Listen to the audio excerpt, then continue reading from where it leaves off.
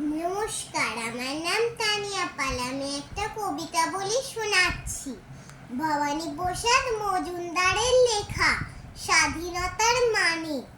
যে ছেলেটা বস্তা করে কাগজ কুড়োয় পাড়ায় পাড়ায়, যে ছেলেটা রোজ বাজারে মুরগি কাটে পালক ছাড়ায়, যে ছেলে আর রেস্তোরাঁতে ধুচ্ছে থালা গ্লাস বাটি, যে ছেলে আর সারা জীবন খায় লাথি কিল চড় ও চাটি, ওদের কাছে প্রশ্ন করো, ওরা কি কেউ সত্যি জানে স্বাধীনতা জিনিসটা কি, স্বাধীনতার সঠিক মানে?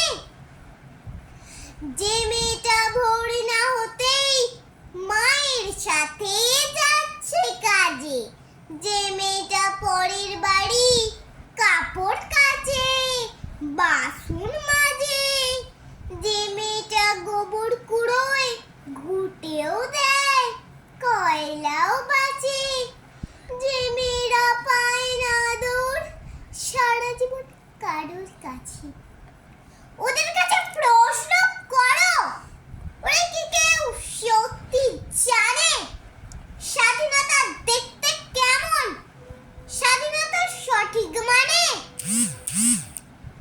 যে ছেলেরা রাস্তাঘাটে করছে পালিশ পরের জুতো, যে ছেলেরা ট্রেনের হকার খাচ্ছে রোজই লোকের গুতো, লজেন্স খাওয়ার সময় যাদের করছে তারাই লজেন্স ফেরি, যাদের বুকে সূর্য ওঠার গোলাপ ফুটের অনেক দেরি, ওদের কাছে প্রশ্ন করো, ওরা কি কেউ সত্যি জানে স্বাধীনতা জিনিসটা কি, স্বাধীনতার সঠিক মানে?